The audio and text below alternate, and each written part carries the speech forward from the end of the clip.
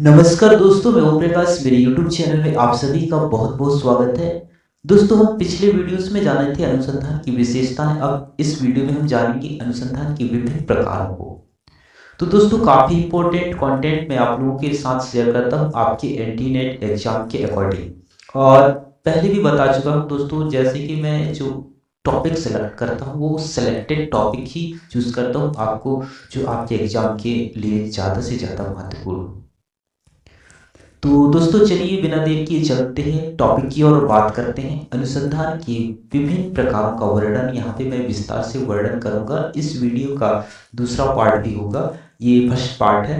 मैं यहाँ पे एक आइडियाज के तौर पे आप लोगों को अनुसंधान के विभिन्न प्रकारों को बताऊंगा। इसके बाद जो इम्पोर्टेंट है आपके एग्जाम के अकॉर्डिंग, उनके बारे में मैं आपको विस्तार से बताऊंगा। तो दोस्तों, चलिए यहाँ पे देख लेते हैं हम लोग। तो दोस्तों, यहाँ लिखा है मैंने अनुसंधान के प्रकार। मैं सरसरी तौर पे इसको अगले वीडियोस में डिफाइन करूंगा, लेकिन यहाँ पे एक आइडियाज के तौर पे बता देता हूँ।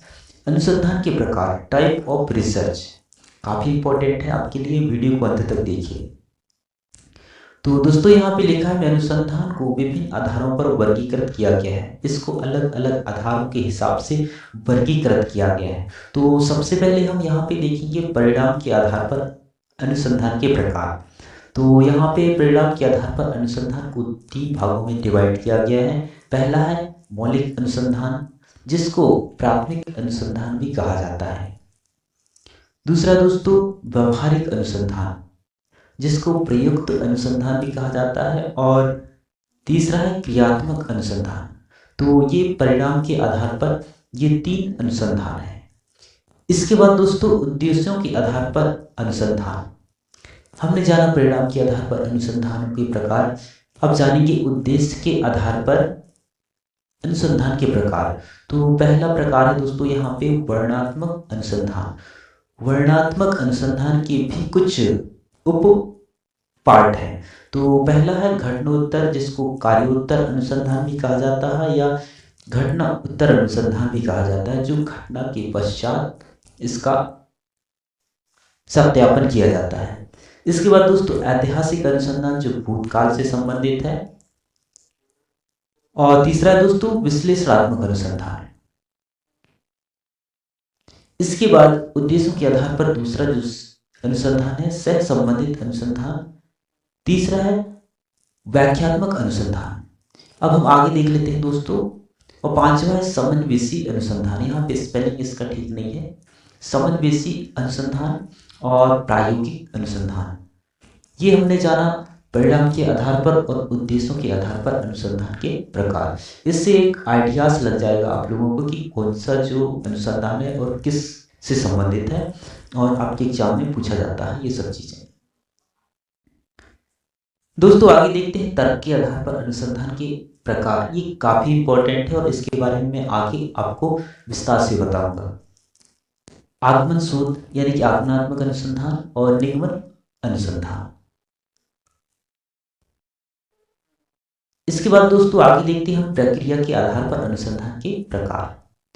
पहला प्रकार है मात्रात्मक अनुसंधान और दूसरा है गुणात्मक अनुसंधान। ये काफ़ी इंपॉर्टेंट है। मैं इन चीज़ों के बारे में भी आपको विस्तार से बताऊंगा, अलग जो वीडियो होगा उसमें डिस्क्राइब करके बताऊंगा। जो गुणात्मक अनुसंधान है उसके भी कुछ उप प्रकार हैं, तो देखेंगे यहाँ पे। पहला है समूह केंद्रित, दूसरा है प्रत्यक्ष गहन अध्ययन, कथात्मक, घटनाजन्य, नृत्य जाति, व्यक्तिगत अध्ययन, प्रदत्त आधारित और मिश्रित अनुसंधान। अब दोस्तों आगे देखते हैं हम जांच के आधार पर अनुसंधान के प्रकार कौन कौन से हैं। जांच के आधार पर अनुसंधान के प्रकार देखिए यहाँ पे, संरचित अनुसंधान और असंरचित अनुसंधान, ये जांच के आधार पर है। अवधारणा के आधार पर वैचारिक अनुसंधान और अनुभव सिद्ध अनुसंधान। तो दोस्तों, ये था एक आइडियाज के तौर पे अनुसंधान के विभिन्न आधारों पर अनुसंधान के प्रकारों को यहाँ पे मैं बताया। और जो आपके एग्जाम में ज़्यादा से ज़्यादा इम्पोर्टेंट है उन चीज़ों को मैं यहाँ पे ज़्यादा से डिस्क्राइब करूँगा, ताकि आप लोग इजली आप अपने एग्जाम में इसका फ़ायदा ले सकें। तो दोस्तों, ये बताऊंगा मैं। जो वीडियो काफ़ी लंबा हो जाएगा तो मैं ये जो महत्वपूर्ण अनुसंधान है इनको मैं अगली वीडियोस में कवर करूंगा। तो दोस्तों आज के लिए इतना काफ़ी। मिलते हैं नेक्स्ट वीडियो में। नमस्कार।